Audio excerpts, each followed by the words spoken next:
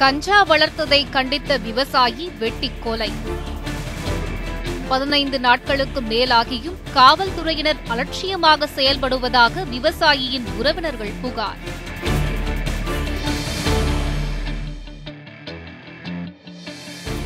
Centring contractor சாலையில் ஓட ஓட வெட்டிக் கொலை. தனிப்படை அமைத்து போலீசார் தீவிர விசாரணை.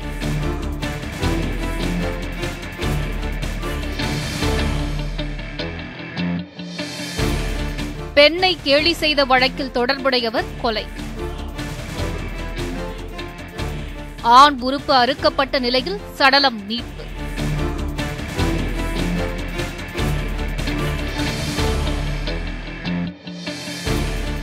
விவசாயி வெட்டி கொலை செய்யப்பட்ட வழக்கு. சொத்து தகராறு காரணமாக கொலை செய்த உறவினர் கைது.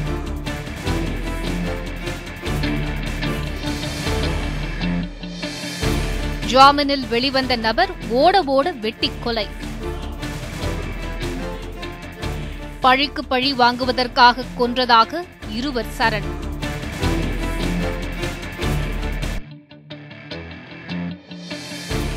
கொத்தடிமையாக நடத்தியதால் தப்பிக்க முயன்ற 6 வடமாநில பெண்கள்.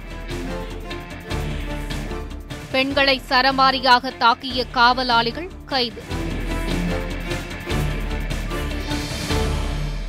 தேனி மாவட்டம் சின்னமனூர் ஓடைப்பட்டி அருகே உள்ள வெள்ளையம்மாள்புரத்தைச் சேர்ந்தவர் பாண்டி. விவசாயியான இவருக்கு நாகம்மாள் என்ற மனைவியும் குமார் மற்றும் ஜெயா என்கிற திருமணமான மகன் மற்றும் மகளும் உள்ளனர். இந்நிலையில் பாண்டி தனக்கு சொந்தமான 10 ஏக்கர் நிலத்தின் ஒரு பகுதியை கம்பத்தைச் சேர்ந்த பொழிமுருகன் என்பவருக்கு குத்தகைக்கு விட்டுள்ளார்.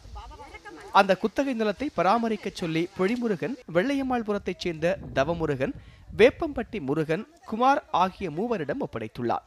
இந்த மூவரும் பல்வேறு குற்றச் செயல்களில் ஈடுபடுபவர்கள் என்றும் இவர்கள் மேல் ஓடைப்பட்டி காவல் நிலையத்தில் கொள்ளை உட்பட பல்வேறு வழக்குகள் உள்ளதாகவும் கூறப்படுகின்றன. இந்நிலையில் இந்த மூவரும் அந்த நிலத்தில் யாருக்கும் தெரியாமல் கஞ்சா பயிரிட்டு வளர்த்திருக்கிறார்கள். குத்தகைக்கு விடப்பட்ட நிலம் போக மீதி நிலத்தில் பாண்டி வாழை பயிரிட்டுள்ளார். இதனால் இரவு நேரத்தில் நீர் பாய்ச்சுவதற்காக நிலத்திற்கு செல்வதை வழக்கமாக கொண்டிருக்கிறார். இவ்வாறு நீர் பாய்ச்ச செல்லும் போது தவமுருகன், முருகன், குமார் ஆகிய மூவரும் சேர்ந்து கஞ்சா பயிரிட்டு அவற்றை மூட்டையாக கட்டி பதுக்கி வைத்திருப்பதை பார்த்துள்ளார். இதுகுறித்து அவர் கண்டித்தும் மூவரும் தொடர்ந்து கஞ்சா பயிரிட்டு வந்திருக்கிறார்கள். இதையடுத்து பாண்டி காவல் நிலையத்தில் இதுகுறித்து புகார் அளித்துள்ளார். இதனால் ஆத்திரமடைந்த மூவரும் பாண்டியை தீர்த்து கட்ட சரியான நேரம் பார்த்து காத்திருந்துள்ளனர். அந்த பையன் முருகன் வந்து மாமா தோட்டத்துக்கு வரலையான்னு கேட்டேன். போயா நான் பறகுதே வருவேன், மாட்டுக்கு புல்லி போட்டு தண்ணி குடிச்சிட்டே நான் வருவேன்னு சொன்னேன் சார். அது சொன்னாரு எங்க மச்சான். சொன்ன சருக்கு அப்புறம் ஒரு 12 மணி அப்புறம் ஒரு தோட்டத்துக்கு போனவங்கள திருப்பி வரக்கூட இல்லை. அவரு தோட்டத்துக்கு போனவருதான். இந்நிலையில் கடந்த 5ஆம் தேதி வெள்ளிக்கிழமை தனது மகள் ஜெயா குடும்பத்துடன் ஊருக்கு வந்திருந்ததால் அவர்களை பார்த்துவிட்டு வழக்கம் போல் நள்ளிரவு 12:30 மணிக்கு தோட்டத்திற்கு தண்ணீர் பாய்ச்ச சென்றுள்ளார். அப்போது அங்கு மறைந்திருந்த மூவரும் பாண்டியை தென்னை மட்டையால் சரமாரியாக தாக்கியுள்ளனர். பின்னர் அவரது கழுத்தை இறுக்கி கொலை செய்துவிட்டு அங்கிருந்த பாலம் கிணற்றில் தூக்கி வீசியுள்ளனர். இதையடுத்து காவல்துறையின் கவனத்தை திசை திருப்புவதற்காக பாண்டி ஓட்டி வந்த வாகனத்தை மேகமலைக்கு செல்லும் வழியில் உள்ள பாலத்தில் போட்டிருக்கிறார்கள். பின்னர் இரவு முழுவதும் கிணற்றுக்கு அருகிலேயே தங்கி கறி சமைத்து சாப்பிட்டு மது அருந்தி இருக்கிறார்கள். மறுநாள் காலை குடிபோதை தெளிந்ததும் அவர்கள் மூவரும் தலைமறைவாகியுள்ளனர். நாங்க 3 நாளா தேடிக்கிட்டு இருக்கோம். தேடி 5ஆம் தேதி சாயந்தரமே நாங்க போய் போலீஸ்ல ரிப்போர்ட் கொடுத்துட்டோம். ஓடைப்பட்டி போலீஸ்ல ரிப்போர்ட் கொடுத்துட்டோம். காணாலும் 3 நாளா தேடிக்கிட்டு இருக்கோம். 3 நாளா தேடி ஞாயிற்றுக்கிழமை சாயந்தரம் நாங்களே தோட்டத்துல போய் பார்த்தாச்சு. பார்த்து பழையபடியே போலீஸ் ஸ்டேஷன்ல போய் இங்க இருக்காங்க, அவங்க தான் தூக்கி வந்து பண்ணாங்க. அதுக்கு பிறகு அதை பத்தி எந்த நடவடிக்கை எடுக்கவே இல்லை. நாங்க சந்தேகப்பட்ட 3 பேர், அந்த 3 பேர் இறந்தவங்க தெரிஞ்சதுமே ஊரை விட்டே ஓடிட்டாங்க. இதற்கிடையே மறுநாள் மாலை வரை பாண்டி வீடு திரும்பாததை அடுத்து அவரது குடும்பத்தினர் ஓடைப்பட்டி காவல் நிலையத்தில் புகார் தெரிவித்தனர். இந்நிலையில் பாண்டியை கடத்தி தாராபுரத்தில் மறைத்து வைத்துள்ளதாகவும் அவரை விடுவிக்க 20 லட்சம் ரூபாய் பணம் தரவில்லை என்றால் அவரை கொன்று விடுவோம் என்றும் மர்ம நபர்களிடமிருந்து மிரட்டல் கடிதம் வந்துள்ளது. உங்க மாமனை உயிரோட விடணும்னா 20 லட்சம் ரூபாய் கொடுத்துட்டா உயிரோட விட்டுருவோம். நாங்க தாராபுரத்துல கடத்தி போய் வச்சிருக்கோம். பச்சங்கமாச்சி ரோட்ல இருந்து வந்தவரை மறிச்சு நாங்க தாராபுரத்துல போய் வச்சிருக்கோம். 20 லட்சம் ரூபாய் கொடுத்துட்டா உயிரோட விட்டுருவோம். அப்படி இல்லைன்னா உங்க மாமனை பணமா தான் நாங்க போடுவோம் அப்படின்னு ஒரு லெட்டர் கிடைக்குது. அந்த லெட்டரை நாங்க கொண்டு போய் போலீஸ்ட்ட கொடுத்து இதுகுறித்து பாண்டியன் குடும்பத்தினர் ஓடைப்பட்டி காவல் நிலையத்தில் தெரிவித்தும் போலீசார் நடவடிக்கை எடுக்காமல் பாண்டியன் குடும்பத்தாரை அலைக்கழித்துள்ளனர். காவல்துறை என்ன விட்டு கொஞ்சம் விட்டு பிடிப்போம்னு இன்னும் ஒரு 10-15 நாள் ஆச்சு. இன்னும் எந்த ஒரு நடவடிக்கை எடுக்கல. ஸ்ட்ரைக்கு நடந்து இப்படியே ஒரு கோயில் ஃபங்க்ஷன் நடக்குது, இது ஸ்ட்ரைக்கு, இதனால ஒரு நடவடிக்கை எடுக்க முடியல அப்படின்னு தள்ளி போட்டுக்கிட்டே போறாங்க. இதற்கிடையே கிணற்றில் வீசப்பட்ட பாண்டியன் உடல் மிதக்க தொடங்கியதை அடுத்து பாண்டியன் மகள் ஜெயா போலீசார் மற்றும் தீயணைப்பு துறையினருக்கு தகவல் தெரிவித்துள்ளார். இதையடுத்து உடலை கைப்பற்றிய காவல்துறையினர் இது கொலையா தற்கொலையா என்கிற கோணத்தில் ஆய்வு மேற்கொண்டு வருகின்றனர். இதையடுத்து கொலை செய்த குற்றவாளிகள் என நம்பப்படும் மூவரும் சம்பவம் நடைபெற்ற மறுநாளிலிருந்து வீட்டை காலி செய்துவிட்டு தலைமறைவாகியுள்ளதால் போலீசார் அவர்களை தேடி வருகின்றனர். தமிழக காவல்துறையினர் தொடக்கத்திலிருந்தே அலட்சியமாக செயல்பட்டதாகவும் இனியாவது உரிய நடவடிக்கை எடுத்து குற்றவாளிகளை கைது செய்து அவர்களுக்கு தகுந்த தண்டனை பெற்றுத்தர வேண்டும் எனவும் பாண்டியன் குடும்பத்தினர் வலியுறுத்தியுள்ளனர். நான் போய் பார்க்கையில எங்க அப்பா உள்ள கிடக்காரு. அப்ப எல்லாம் இவங்க ஓட்டாங்க, யாருமே இல்லை. உள்ள கிடக்கான்னு சொல்லி ஆளு அப்படி அசாயிட்டாங்க. குடும்பத்தோட எல்லாம் ஓடி போயிட்டாங்க, யாருமே ஊருக்குள்ள இல்லை.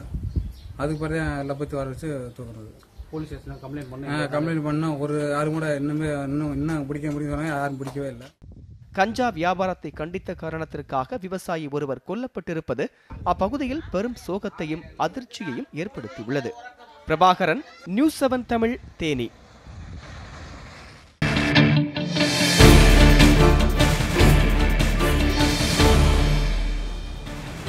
நெல்லை மாவட்டம் பாளையங்கோட்டையில் முன்விரோதம் காரணமாக இளைஞர் ஒருவரை 6 பேர் கொண்ட மர்ம கும்பல் ஒன்று ஓட விரட்டி கொலை செய்துவிட்டு தப்பியோடிய சம்பவம் பரபரப்பை ஏற்படுத்தியிருக்கிறது. நெல்லை மாவட்டம் பாளையங்கோட்டை மணக்காவளம் பிள்ளை நகர் பகுதியைச் சேர்ந்தவர் ராஜலிங்கம். சென்ட்ரி கான்ட்ராக்டராக பணி செய்து வந்த இவர் இரவில் வீட்டில் இருந்தபோது 6 பேர் கொண்ட மர்ம கும்பல் பயங்கர ஆயுதங்களுடன் வந்துள்ளனர். இதனை பார்த்து அதிர்ச்சி அடைந்த ராஜலிங்கம் வீட்டிலிருந்து வெளியேறி ஓடி அடுத்த தெருவில் உள்ள தனது தாய் வீட்டிற்கு சென்றுள்ளார். அவரை தொடர்ந்து விரட்டிய அந்த கும்பல் அங்கு வைத்து சரமாரியாக வெட்டிவிட்டு தப்பியோடியது. இதில் பலத்த காயமடைந்த ராஜலிங்கம் இரத்த வெள்ளத்தில் நிகழ்விடத்திலேயே பரிதாபமாக உயிரிழந்தார். இதுபற்றி தகவல் அறிந்ததும் பாளையங்கோட்டை காவல்துறையினர் நிகழ்விடத்திற்கு விரைந்து வந்து உடலை கைப்பற்றி உடற்கூறு பரிசோதனைக்காக அரசு மருத்துவமனைக்கு அனுப்பி வைத்தனர். மேலும் இதுகுறித்து வழக்கு பதிவு செய்திருக்கும் காவல்துறையினர் தப்பியோடிய கும்பலை பிடிக்க தனிப்படை அமைத்து தீவிர தேடுதல் வேட்டையில் ஈடுபட்டுள்ளனர். தூத்துக்குடி மாவட்டத்தில் பெண்ணை கேலி செய்த வழக்கில் தொடர்புடைய நபரின் ஆண் உறுப்பு அறுக்கப்பட்டு கொலை செய்யப்பட்டிருப்பது அந்த பகுதியில் பரபரப்பை ஏற்படுத்தியிருக்கிறது. தூத்துக்குடி மாவட்டம் மட்டக்கடை காளியப்ப தெருவைச் சேர்ந்தவர் சச்சின். 25 வயது இளைஞரான இவரை மாலை 6:30 மணியளவில் 4 பேர் கொண்ட கும்பல் தூத்துக்குடி 2ஆம் கேட் பகுதியில் வைத்து அடித்துக் கொண்டிருப்பதாக வடபாகம் காவல்துறையினருக்கு தகவல் கிடைத்தது. இதனையடுத்து அவரை தேடிச் சென்ற காவல்துறையினர் சிப்காட் காவல் நிலைய பகுதியில் சச்சினை பிணமாக கண்டெடுத்தனர். மேலும் அவரது ஆண் உறுப்பு அறுக்கப்பட்டு கொலை செய்யப்பட்டிருப்பது தெரியவந்தது. சச்சின் இறப்பதற்கு முந்தைய தினம் பெண் ஒருவரை கேலி செய்த வழக்கு தொடர்பாக அவரை காவல்துறையினர் விசாரித்தது குறிப்பிடத்தக்கது. இதுகுறித்து வழக்கு பதிவு செய்த காவல்துறையினர் சச்சினை அடிக்க பயன்படுத்திய கம்பு உள்ளிட்ட பொருட்களை பறிமுதல் செய்தனர். மேலும் இது தொடர்பாக 2 பேரை பிடித்து விசாரித்து வருகின்றனர். நெல்லை மாவட்டம் நான்குநேரி அருகே விவசாயி வெட்டி படுகொலை செய்யப்பட்ட வழக்கில் அவரது உறவினர் கைது செய்யப்பட்டிருக்கிறார். நெல்லை மாவட்டம் நாங்குநேரி அருகே உள்ள பாணங்குளத்தைச் சேர்ந்தவர் ஆறுமுகம். இவருக்கு சொந்தமான விவசாய தோட்டம் பாணாங்குளம் அருகே உள்ள ஆயிரநேரியில் உள்ளது. வழக்கம் போல் தோட்டத்திற்கு புறப்பட்டுச் சென்ற இவர் வெகு நேரமாகியும் வீடு திரும்பவில்லை என்று கூறப்படுகிறது. இதையடுத்து அவரது உறவினர்கள் தோட்டத்திற்கு சென்று பார்த்தபோது அங்கு அவர் அரிவாளால் வெட்டப்பட்டு கொடூரமான முறையில் கொலை செய்யப்பட்டு கிடந்தார். இதனையடுத்து காவல்துறையினருக்கு தகவல் தெரிவிக்கப்பட்டதை அடுத்து நிகழ்விடத்திற்கு விரைந்து வந்த காவல்துறையினர் ஆறுமுகத்தின் சடலத்தை கைப்பற்றி பிரேத பரிசோதனைக்காக நெல்லை அரசு மருத்துவமனைக்கு அனுப்பி வைத்தனர். முதற்கட்ட விசாரணையில் சொத்து தகராறு காரணமாக இந்த கொலை நடந்திருக்கக்கூடும் என்று சந்தேகிக்கப்பட்டது. மேலும் ஆறுமுகத்தின் சித்தப்பா மகனான கண்ணன் தலைமறைவானதை அடுத்து காவல்துறையினர் அவரை தேடி வருகின்றனர். தனிப்படை போலீசாரின் தேடுதல் வேட்டையில் சிக்கிய கண்ணனிடம் நடத்தப்பட்ட விசாரணையில் சொத்திற்காக ஆறுமுகத்தை கொன்றதாக வாக்குமூலம் அளித்தார். இதனையடுத்து அவரிடம் தொடர்ந்து விசாரணையானது நடைபெற்று வருகிறது. கடலூரில் டாஸ்மாக் கடை நடத்தி வந்த நபர் வெட்டி கொலை செய்யப்பட்டதை அடுத்து அவர் கள்ளத்தனமாக மது விற்பனை செய்வதில் எழுந்த போட்டியினால் கொல்லப்பட்டிருக்கலாம் என்று காவல்துறையினர் சந்தேகிக்கின்றனர். கடலூர் மாவட்டம் வடலூரில் ரவிச்சந்திரன் என்பவர் டாஸ்மாக் பார் எடுத்து நடத்தி வந்தார். நீதிமன்ற உத்தரவை அடுத்து அந்த டாஸ்மாக் கடை மூடப்பட்டதை தொடர்ந்து அவர் டாஸ்மாக் கடை அருகிலேயே கள்ளத்தனமாக மது விற்பனை செய்து வந்ததாக கூறப்படுகிறது. இந்நிலையில் காரில் வந்த 6 பேர் கொண்ட கும்பல் ரவிச்சந்திரனை சரமாரியாக வெட்டியுள்ளனர். இதனால் நிகழ்விடத்திலேயே ரவிச்சந்திரன் பரிதாபமாக உயிரிழந்தார். இதனையடுத்து சம்பவ இடத்திற்கு வந்த வடலூர் காவல்துறையினர் ரவிச்சந்திரனின் உடலை கைப்பற்றி குறிஞ்சிப்பாடி அரசு மருத்துவமனைக்கு பிரேத பரிசோதனைக்காக அனுப்பி வைத்தனர். கள்ளத்தனமாக மது விற்பனை செய்வதில் ஏற்பட்ட போட்டி காரணமாக கொலை நடந்திருக்கக்கூடும் என்று காவல்துறையினர் சந்தேகிக்கின்றனர். இதேபோன்று நெய்வேலி நகரம் பகுதியில் கள்ளத்தனமாக மது விற்பனை செய்த சிவ சண்முகம் என்பவர் வெட்டிக் கொல்லப்பட்டது குறிப்பிடத்தக்கது. புதுக்கோட்டை மாவட்டத்தில் திருடிவிட்டு தப்பியோடிய நபர் நிலை தடுமாறி பள்ளத்தில் விழுந்ததை அடுத்து அவர் கைது செய்யப்பட்டார். புதுக்கோட்டை மாவட்டம் பொன் அமராவதி அருகே மேலதானியம் முசலம்பட்டியில் வசித்து வந்தவர் பழனிசாமி. இவரது வீட்டின் கதவை உடைத்து பீரோவில் இருந்த ஒரு மோதிரம், ஒரு ஜோடி தொங்கல் தோடு, ரூபாய் 8500 பணம் ஆகியவற்றை திருடி சென்ற நபரை ஊர் பொதுமக்கள் விரட்டியுள்ளனர். பொதுமக்கள் விரட்டிய போது ஓடிய அந்த நபர் நிலை தடுமாறி பள்ளத்தில் விழுந்ததால் தலையில் பலத்த காயமடைந்தார். இதையடுத்து பொதுமக்கள் காவல்துறைக்கு தகவல் அளித்ததை அடுத்து காவல்துறையினர் திருடரை மீட்டு பொன் அமராவதி அரசு மருத்துவமனையில் அனுமதித்தனர். போலீசாரின் முதல்கட்ட விசாரணையில் அவர் பெயர் செல்வம் என்றும் புதுக்கோட்டை கணேஷ் நகரை சேர்ந்தவர் எனவும் தெரிய வந்துள்ளது. இவர் மேல் ஏற்கனவே பல திருட்டு வழக்குகள் உள்ள நிலையில் செல்வத்திடமிருந்த தங்க நகைகள் மற்றும் வெள்ளி பொருட்கள் கைப்பற்றப்பட்டன. ஆந்திர மாநிலம் சித்தூர் அருகே செம்மரம் கடத்தி சென்ற கார் கவிழ்ந்து விபத்துக்குள்ளானதை அடுத்து அந்த காரில் இருந்து 5 லட்சம் ரூபாய் மதிப்பிலான செம்மரக்கட்டைகளை காவல்துறையினர் கைப்பற்றியுள்ளனர். ஆந்திர மாநிலம் சித்தூர், கடப்பா, அனந்தபூர் மாவட்டங்களில் உள்ள மலைப்பகுதிகளில் விலை உயர்ந்த செம்மரங்களை வெட்டி கடத்துவது அண்மை காலமாக அதிகரித்து வருகிறது. செம்மரம் வெட்டியதாக கூறி தொழிலாளர்கள் பலரை கைது செய்வது தொடர்ந்து நடைபெற்றாலும் கடத்தல் குறையவில்லை.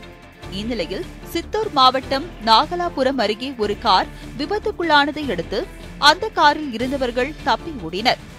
இதுகுறித்து தகவல் அறிந்ததும் விரைந்து வந்த காவல்துறையினர் காரை சோதனையிட்ட போது அதற்குள் 5 லட்சம் ரூபாய் மதிப்பிலான செம்மரக்கட்டைகள் இருப்பது தெரிய வந்தது. இதை கைப்பற்றிய காவல்துறையினர் அவற்றை வனத்துறையிடம் ஒப்படைத்ததுடன் இதுகுறித்து வழக்கு பதிவு செய்து விசாரணை மேற்கொண்டு வருகின்றனர். நெல்லை மாவட்டம் நாங்குநேரி அருகே காட்டு பகுதியில் காலாவதியான சாக்லேட்டுகளை கொட்டுவதற்கு வந்த 3 டெம்போ வண்டிகளை காவல்துறையினர் மடக்கி பிடித்தனர். நெல்லை மாவட்டத்தில் காலாவதியான சாக்லேட்டுகளை மொத்த ஏஜென்ட்டுகள் நகரின் காட்டு பகுதிகளில் கொண்டு கொட்டிவிட்டு சென்று விடுவதாகவும் இதனால் பொதுமக்கள் கடும் அவதிக்குள்ளாவதாகவும் புகார்கள் எழுந்து வந்தன. இந்நிலையில் நடுவுக்குறிச்சி கிராமத்தில் காட்டுப்பகுதியில் சாக்லேட்டுகளை கொட்டுவதற்கு 3 டெம்போ வாகனங்கள் வந்துள்ளன. இதை அறிந்த ஊர் பொதுமக்கள் காவல்துறையினருக்கு தகவல் கொடுத்துள்ளனர். இதையடுத்து சம்பவ இடத்திற்கு வந்த காவல்துறையினர் மற்றும் உணவு பாதுகாப்புத்துறை அதிகாரிகள் 3 வாகனங்களையும் மடக்கி பிடித்து ராமையன்பட்டி குப்பை கிடங்கிற்கு அனுப்பி வைத்தனர். இதே பகுதியில் கடந்த 6 மாதங்களுக்கு முன்பு மர்ம நபர்கள் காலாவதியான சாக்லேட்டுகளை கொட்டிவிட்டு தீயிட்டு எரித்து சென்றது குறிப்பிடத்தக்கது. சென்னையில் வெளிநாட்டில் பணிபுரிந்து வருபவரின் வீட்டில் இருந்து 35 சவரம் தங்க நகைகளை திருடிய மர்ம நபர்களை போலீசார் தீவிரமாக தேடி வருகின்றனர். சென்னை அம்பத்தூர் சந்திரசேகரபுரம் பகுதியை சேர்ந்தவர் சலீம். இவர் கத்தார் நாட்டில் பணிபுரிந்து வருகிறார். கோடை விடுமுறைக்காக சென்னை வந்துள்ள இவர் குடும்பத்தினருடன் பல்லாவரத்தில் வசிக்கும் தனது உறவினர் வீட்டிற்கு சென்றுள்ளார். இந்நிலையில் அவரது வீட்டின் முன்பக்க கதவு திறக்கப்பட்டிருப்பதாக அவருக்கு அக்கம் பக்கத்தினர் தகவல் தெரிவித்துள்ளனர். இதனையடுத்து வீடு திரும்பிய சலீம் வீட்டின் முன்பக்க கதவு உடைக்கப்பட்டு பீரோவில் இருந்த 35 சவரம் நகை கொள்ளையடிக்கப்பட்டிருந்தது கண்டு அதிர்ச்சியடைந்தார்.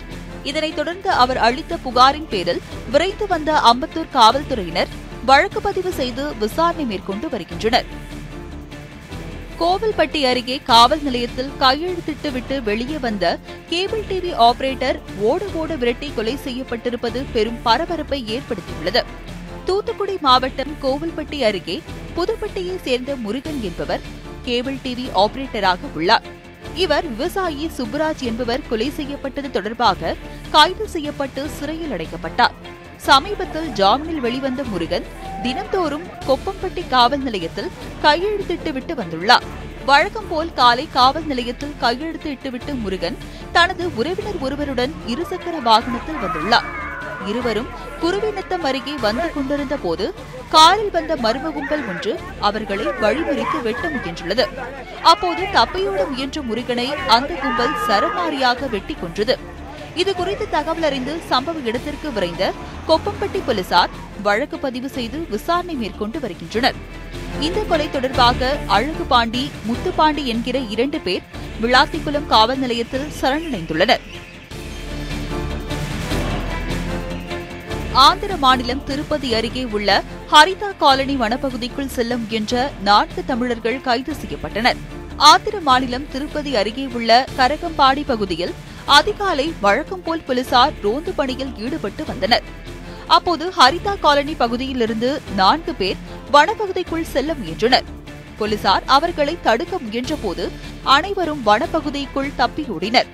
இதனையடுத்து அவர்களை விரட்டிப்பிடித்த போலீசார் அவர்களிடம் விசாரணை மேற்கொண்டனர். விசாரணையில் வனப்பகுதிக்குள் நுழைந்த 4வரும் வேலூர் மாவட்டம் பல்லையபாளையம் கிராமத்தை சேர்ந்தவர்கள் என்றும் அவர்களுடைய பெயர் கோவிந்தசாமி, ராமசாமி, சேட்டு, துரைசாமி என்பதும் தெரிய வந்துள்ளது. இதனையடுத்து 4வரையும் கைது செய்த போலீசார் அடுத்த கட்ட விசாரணை மேற்கொண்டு வருகின்றனர். சேலம் மாவட்டம் ஓமலூர் அருகே பட்டப்பகலில் நாய்க்கு விஷம் வைத்து கொன்றுவிட்டு வீட்டிலிருந்து 93,000 பணத்தை திருடிச் சென்ற மர்ம நபர்கள் குறித்து போலீசார் விசாரணை மேற்கொண்டு வருகின்றனர். சேலம் மாவட்டம் ஓமலூர் அருகே உள்ள அண்ணாநகர் பகுதியைச் சேர்ந்தவர் சித்ரா. இவர் ஓமலூர் பேருந்து நிலையத்தில் காய்கறி கடை வைத்து வியாபாரம் செய்து வருகிறார். இவர் வழக்கம் போல் கடைக்கு சென்றுவிட்ட நிலையில் இவரது வீட்டில் வளர்க்கும் நாய்க்கு விஷம் கொடுத்து கொலை செய்துவிட்டு பீரோவை உடைத்து அதிலிருந்த 93,000 ரூபாய் பணத்தை மர்ம நபர்கள் தேடிச் சென்றனர். பீரோவில் அரை பவுன் தங்க நகையை எடுக்காமல் விட்டு சென்றுள்ளனர். இதனையடுத்து வீடு திரும்பிய சித்ரா அதிர்ச்சி அடைந்து ஓமலூர் போலீசாருக்கு தகவல் தெரிவித்துள்ளார்.